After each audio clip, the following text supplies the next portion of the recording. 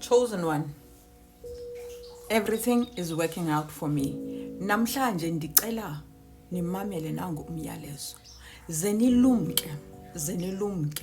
izinto eziphuma emlonyeni wenu. Nilumke into enizifundayo. Nilumke into ezijonge ngelimehlo lenyama.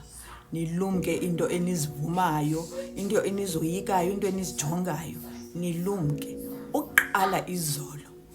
kuvumbuke omnye umoya ananoba yiportal na njoba kukho ifull moon nje yabantu abazosivunguza abazosikhangela lamandla sithi sinawo uba akhona nya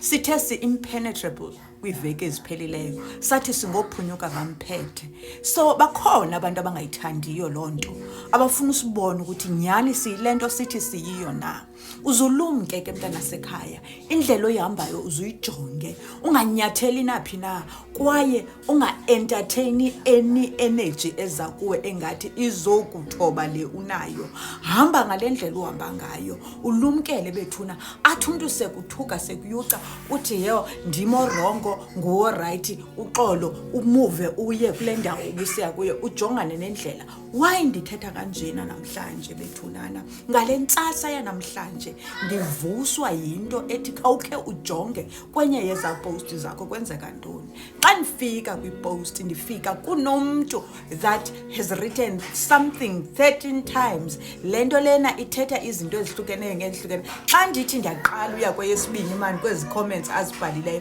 ndibona ba no sispell esi the more uye ufunda everything that this person has written uyazibinda nalanto ayithethayo yes we are impenetrable and thina ke olusanda sithunywa ukuthi sikwazi ukunilumkisa ngento ezinje kaloku wena usakhula kwesisiphiwo kaloku wena usakhula kule ndlela awukaziqondi kakuhle and ungaziqondi kwakho kakuhle awukabi fully on your power umuntu fully on your power angeke enzeke into xa ibona into ezinjeyana ziza ngephupha zize ngendlela yonke uyavuswa kuthiwa jonga nansi into ndiyicimile ke bethuna ndimkhusela but ndifuna niyazi into bana sijongene nempi yomoya ndithe kuni sijongene nempi yenyama impi yomoya siyohlulile so ze nilumke izinto enizijongayo nilumke into enizithethayo bethunana not so long ago I was tagged on a post yomntana othunyelwe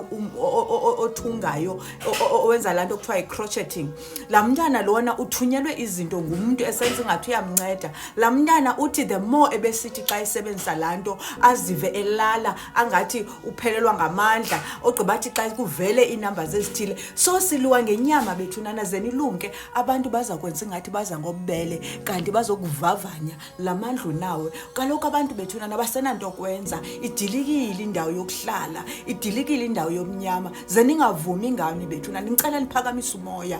niphakamisa umoya bethunana thandazani bahlani nibizo omkhulu benu bethunana babizeni bazonilwela kule mpi yasenyameni ngoba lena impi ingozi uzawuthunyelwa nabantu bazokubulala benzeni ngenxa yento bana kaloku uzotshintsha izinto ukwigeneration yokushintsha izinto kodwa maniphinde ndithi kuwe akho nto uza